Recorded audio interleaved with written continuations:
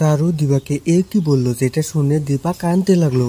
হ্যাঁ বন্ধুরা, ওনার আগে আগামী পর্বে একটা বড় আপডেট হতে চলেছে। লাগেজ নিয়ে যখন সারু দিবার কাছে মানে রেস্টুরেন্টে যায়, তখন সারু দিবাকে দেখে বুঝে গেছিল যে এটাই সূর্যর ওয়াইফ, যাকে সূর্যর 10 বছর ধরে খুঁজে বেড়াচ্ছে। কিন্তু ওর মাথায় তো অন্য প্ল্যানিং এ চলছিল, সেজন্য সারু বলল যে তুমি মুম্বাই যাকে খুঁজতে এসছো অর্থাৎ সূর্যকে, তিনি এখন একলা নাই, তিনি আমাকে বিয়ে করেছে আর আমাদের এক হ্যাপি ফ্যামিলি আছে।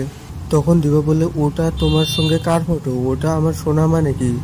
তার কথায় সারু উত্তর দিয়ে বলে হ্যাঁ ওটা তোমার সোনা। তখন দিবা কাঁদে কাঁদে বলল যে আমাকে ওর সঙ্গে একবার মিলে দাও, আমিও ওকে দেখতে চাই আরও কথা বলতে চাই। আমার মেয়ে দেখুন এত বড় হয়ে গেছে, তুমি কি আমাদের ফ্যামিলি ভাঙতে চাও? আমার সঙ্গে সূর্য আর সোনা অনেক খুশিতে আছে, তুমি এখন ওদের জীবনে এলে সবকিছু শেষ হয়ে যাবে, আর ওটা আমি কোনোদিনও চাবো না। কারণ তুমি কি চাও না সূর্য খুশি থাক? তখন দিবা বলল হ্যাঁ আমি তো চাই সূর্য খুশি থাক, কিন্তু সূর্য আমাকে মনে প্রাণে ভালোবাসে, আর আমি মানতেও পারছি না আমার কথা ভুলে গিয়ে কি করে তোমাকে বিয়ে করলো। তখন সারু বলে শুধু এটাই নয়, তোমার মেয়ে সোনাও তোমাকে দেখতে পারে না, ওর তো বাড়িতে তোমার নাম শুনলেও রাগ ওঠে। সেই জন্য আমি একলাই লাগেজ এক্সচেঞ্জ করার জন্য নিয়ে এলাম। আশা করি তুমি আমার কথাটা বুঝতে পারছো। প্লিজ দিবা, তুমি আমাদের সংসারটা ভাঙবে না, তুমি আলাদা হয়ে থাকো।